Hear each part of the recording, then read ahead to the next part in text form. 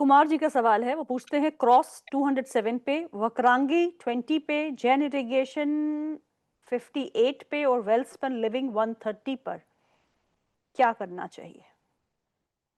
Welspun living देखिए, Welspun living में again breakout आया था अच्छे वॉल्यूम से और दो टारगेट भी इसने कंप्लीट किए थे, 125.50, 131, वहां से फेलियर है।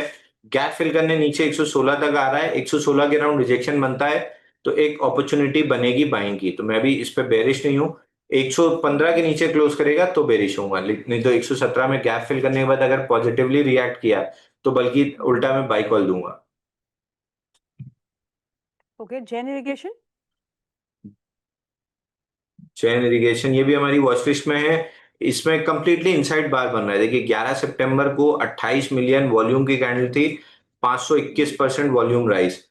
उसके बाद से स्टॉक ने एक प्रीएम्प्टिव ब्रेकआउट दिया था 17 सितंबर को, वो फेल हुआ है। उसी के लिक्विडेशन में नीचे 52 तक आ सकता है, बट ऑलमोस्ट इनसाइड बार बन रहा है। और इतने बड़े बेस में लगभग 7 8 6 तो 1 2 3 4 5 6 इंस्टीट्यूशन कैंडल वॉल्यूम है।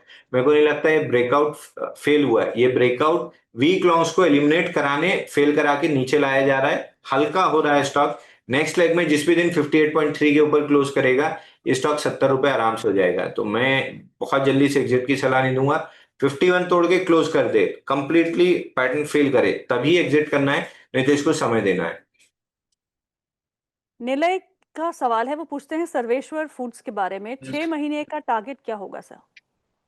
देखिए 6 8 महीना इसको थोड़ा सा लंबा समय अगर इसको स्टोरी प्ले आउट होने देंगे तो करीब करीब 12 रुपए तक का तो टारगेट आराम से दिखता है कि मिलना चाहिए। 11 पॉइंट नहीं, एग्जैक्ट रेजिस्टेंस बताता हूँ, 11.66 ये लेवल आपको मिलना चाहिए। वेट करना पड़ेगा पेशेंस के साथ, राइट? देखिए 2 क्वार्टर इसने 100 मतलब पिछले 3 क्वार्टर में देखिए 44%, 108%, 127% ईपीएस ग्रोथ दी है। सेल्स 23 पिछले 5 क्वार्टर में 24, 32, 23, 41 और 29% दी है। तो perfect William O'Neil kind of pattern है कि फंडामेंटल फ्रंट पे सुधर रहा है, बीच में इंस्टीट्यूशन बाइंग क्लियरली विजिबल है, तो मल्टीपल शेकआउट्स मिलेंगे। टाइटन भी मल्टी बैगर बना था तो 4 बार 50-50% गिरने के बाद ही मल्टी बैगर बना था। तो अगर आप इस टाइप के शेयर ले रहे हैं तो कुछ शेयर तुरंत टेक ऑफ कर लेते हैं, कुछ शेयर थोड़ा सा समय लेते हैं। जैसे एक शेयर आप लगाएंगे एक्मे फाइनेंशियल, एक्मे फिनट्रेड, ये कल हमने डिस्कस किया था, आज ही देखिए 10% चल गया, तो पेनी कैटेगरी का शेयर, इसमें भी सिमिलर चीज थी, फंडामेंटल सुधरते जा रहे थे, आज ही मतलब किस्मत थी, आज ही 10% चल गया, आज भी 1251% वॉल्यूम राइज है। तो इन सब छोटे शेयर्स में आपको कुछ एक्सीडेंट्स भी मिलेंगे, कुछ मल्टी बैगर्स भी मिलेंगे, कुछ में छोटा मोटा रिटर्न मिलेगा। तो इसमें एक ही काम करना है कि स्टॉप लॉस लगाना है और ट्रेलिंग स्टॉप लॉस के साथ अपने विनर्स को राइड करते देना है कि एक विनर में इतना पैसा निकले कि अगले 7 8 लूजर्स को वो फंड कर दे। ओके, जतिन दवे का सवाल है, वो पूछते हैं टाटा इन्वेस्टमेंट के बारे में, क्योंकि कल होल्डिंग कंपनीज पे काफी अच्छा मोमेंटम था, टाटा इन्वेस्टमेंट पे 10% के आसपास के उछाल दिखा था।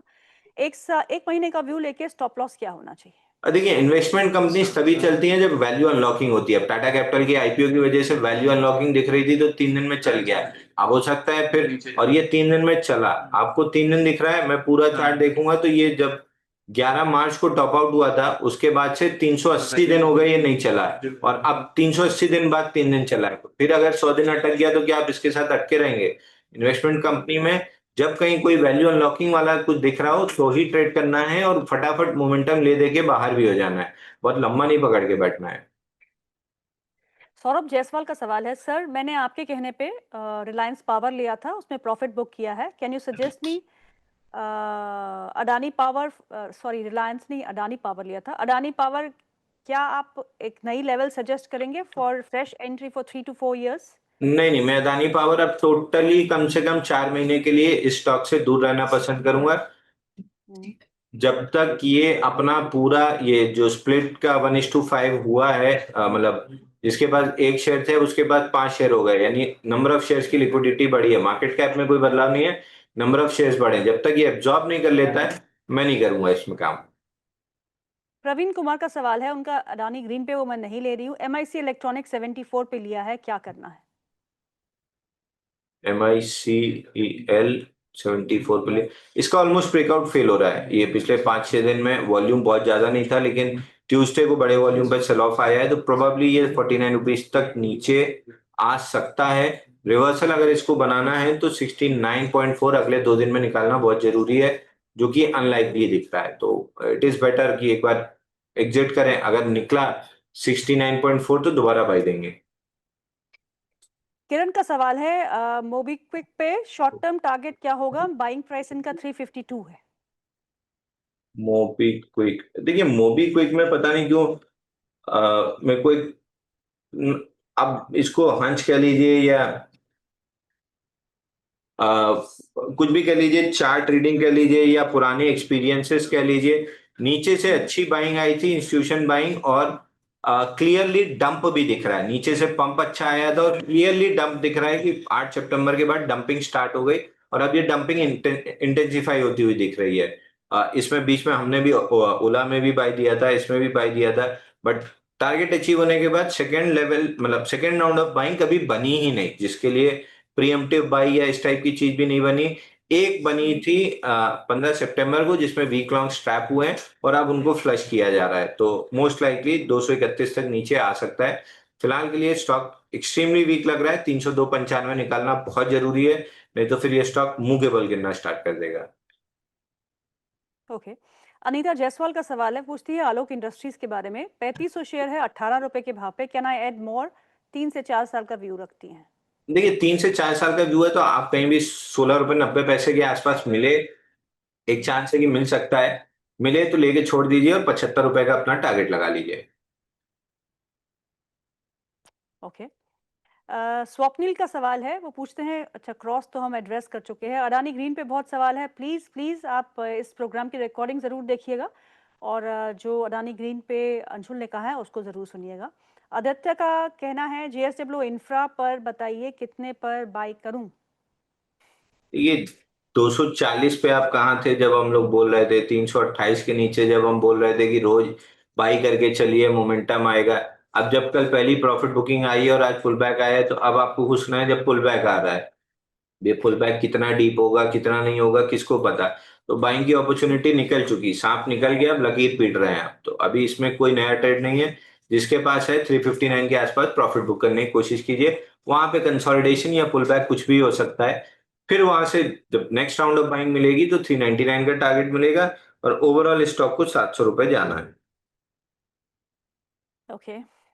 प्रणीत गौरव का है टॉलिन्स पे, टॉलिन बाय किया है at the rate of 197, should I wait और एग्जिट फॉर शॉर्ट टर्म? देखिए टोलिंस में हमने रिस्क फ्री हुए थे और उसके बाद से स्टॉक ब्रेकडाउन देने की कोशिश कर रहा है। अगर 182 के नीचे क्लोज किया तो ये फेल हो जाएगा, तो हमारे क्लाइंट्स रिस्क फ्री हैं। अब इसके नीचे अगर निकलता है तो फिर एक एग्जिट करा देंगे हम। महेश का देखिए सवाल है, चाहे 1 लाख मैं एक मिनट का समय लूंगा मैडम आपका। Please please. अदानी पावर हो चाहे जेएसडब्ल्यू इंफ्रा हो, ये जितने लोग टाइम करने की कोशिश किए हैं कि बस जब चलना चालू करे उसके एक दिन पहले मैं ले लूं, बाजार ऐसे काम नहीं करता है। आपको, आप जब बीज लगाते हैं किसी चीज का, मतलब एप्पल का ही पेड़ लगाते हैं, तो बीज लगाने के 5-6 साल बाद वो फ्रूट देना चाहिए। एग्जैक्ट मेरे को नहीं पता, मैं इतना एग्रीकल्चर में नहीं हूँ, मगर 5-7-8 साल बाद वो फल देना चालू करता है। तो यहाँ 5-7-8 साल नहीं लगता है, लेकिन कम से कम 4-6 हफ्ता ले लेगा, 2-4 महीना ले लेगा। तो थोड़ा सा अगर आप पेशेंस नहीं रखेंगे और ये टाइमिंग करने की कोशिश करेंगे कि बस मेरे लेने के अगले दिन से चलना चालू कर दे, तब तो आप जैसे अदानी पावर में मुंह देखते रह गए, वो 600 से 900 हो गया, जेएसडब्ल्यू इंफ्रा में 240 से आप 340 तक मुंह देखते रह गए। आप हमेशा मुंह देखते ही रह जाएंगे, आप कर कभी नहीं पाएंगे। तो कहीं ना कहीं आपको एंटर करना ही पड़ेगा और पेशेंस रख के बैठना ही पड़ेगा।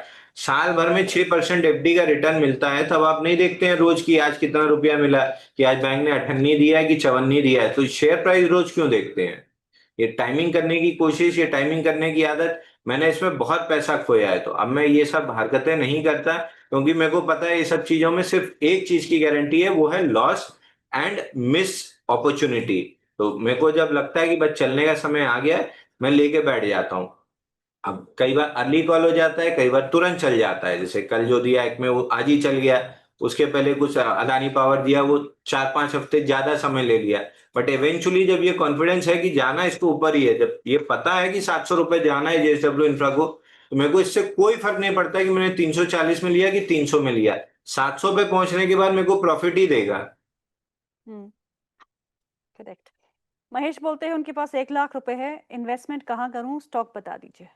देखिए अभी तो कोई स्टॉक नहीं निकल रहा, अभी इमीडिएट बेसिस पे प्रीमियर एक्सप्लोजिव सामने सामने दिख रहा था, इसमें कप नैंडल पैटर्न का ब्रेकआउट है तो आप प्रीमियर एक्सप्लोजिव देख सकते हैं। बट ये सब ट्रेडिंग पैटर्न है, वो जो हाई लेवल कन्विक्शन वाले 30-40% वाले जो प्ले हैं, अब जल्दी नहीं निकलेगा। एल टी फाइनेंस था 177 से 250 रुपए आ गया। अदानी पावर था वो 600 से 900 रुपए हो गया, बल्कि 530 रुपए से 900 हो गया। इसके अलावा अदानी एंटरप्राइज ने भी अपना टारगेट किया है, तो जेएसडब्ल्यू इंफ्रा चला है। अब कुछ नया फिर वापस निकलेगा, फिर बैठेंगे पढ़ेंगे, फिर कुछ निकालेंगे।